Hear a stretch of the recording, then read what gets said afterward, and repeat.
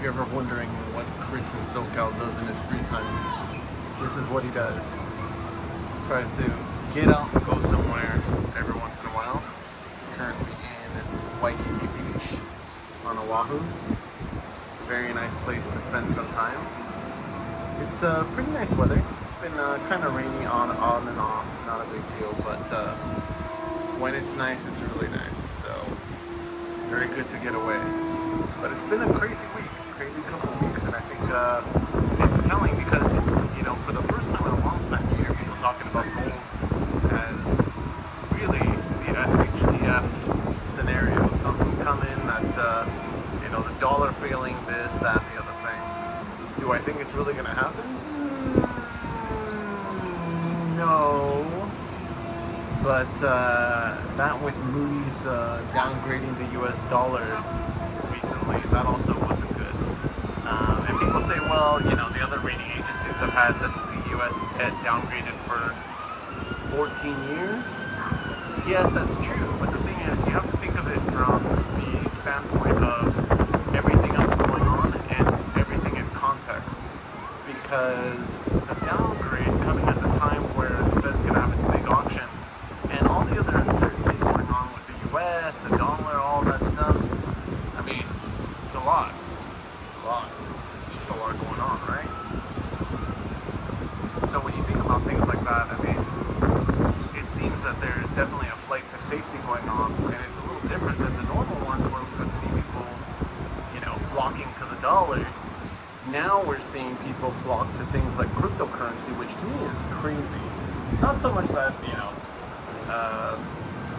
I'm big anti-crypto, but, you know, in the grand scheme of things, crypto is like anything else. Crypto has less transparency, I think, than anything. And it's funny because you hear the people who are the big crypto bros who are like, oh, crypto, you know, this, you can see every transaction. Yeah, that's great, but the reality is you have no idea who owns what. And there are plenty of people or plenty of crypto out there that it's completely unaccounted for. So, you know, if someone decides to step on the stage and liquidate, it can easily create a chain reaction that, you know, drops prices massively. And, you know, the one good thing I will say about crypto, that it has over like stocks, or even potentially, well, within reason, because that's another hard part with crypto.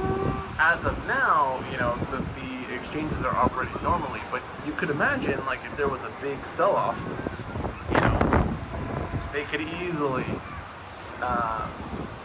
know, shut down or have issues. If you remember during the pandemic, Robinhood, you know, was having big issues. A few other, I think Coinbase was having issues. It can easily happen, and I think people forget that kind of thing. Now, people also say, oh, like, that could happen with banking, that could happen with this, that. I mean, yes and no. I mean, the reality is, the banking system kind of has a vested interest in keeping the status quo. I mean, if you're a slave to the banking system, they want to keep you a slave, so they're going to do everything in their power to kind of keep that game going, right? Whereas in crypto, it's not a transaction or anything else, so it's more just about the investment, you know, performance, investment value, that kind of stuff, which is interesting to dive into this existence. Again, it's actually kind of nice to see the different weather on the wall. You know, the time of the year, it's like picturesque, sunny, which is great, don't get me wrong. But it's also nice to get a different normal weather, the clouds, everything else. I'm here at the Sheraton currently. It's pretty nice. It's a suite on the higher floors. It's pretty nice. Very nice. I like to stay anything with a nice view. This definitely qualifies. I think something like this is typically about $1,000 a night, so you better save up your silver if you're planning on coming down. But is it worth it? You know what, honestly, with Hawaii, if you can just get over here on Oahu especially, like, there's no reason to spend all kinds of money to be. I mean, yes, the view is nice, but honestly, even if you're out down on the beach, if you're in Motel 6, and, you know, you can just yourself down at the beach. You're gonna have a good time, which is what it's all about at the end of the day, right? But yeah, it's crazy, you know, watching the market rebound from where it was. That's a huge rebound. Do I think it's like a bear market rally, or is it, you know, the beginning of a new bull market? It's hard to say, right? Because as with anything, like, you just don't know. I do think, though, like, when you think about the uncertainty, just in general, like, you know, of kind of everything that's going on, do I think that prices will get back to where they were?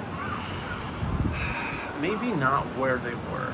Maybe this will be kind of like resetting a more realistic price area for stocks, like things like Nvidia, Meta, Microsoft, that kind of stuff. You know, can it get right back? Can some of them get right back to their all-time highs? Absolutely. But will the general market get there? Maybe not. Because I think the thing is, everyone across the board sees, you know, uncertainty. And again, what's the one thing that the market doesn't like? Uncertainty. Good news, bad news, it can price it in. Uncertainty, it can. And that's really also like why the Trump tariffs, why the market dropped so much. It wasn't so, I mean, first, Peter Navarro's a moron. I mean, there's just no doubt about it. The guy's an idiot. Besant, smart guy, but just completely like, yeah, dog and pony show. And then an idiot, Lutnick, oh my God. I felt dirty watching his press conference where he was just like, Trump, and this is the greatest deal. You know, Trump did this in 3 weeks, and it would have taken us 3 years, and look, wow. I mean, when they talk about like North Korea, that was basically like North Korea status right there. It was embarrassing. And it's just like, come on, really, guys? Like, yeah, not well thought out trade policy, that's for sure.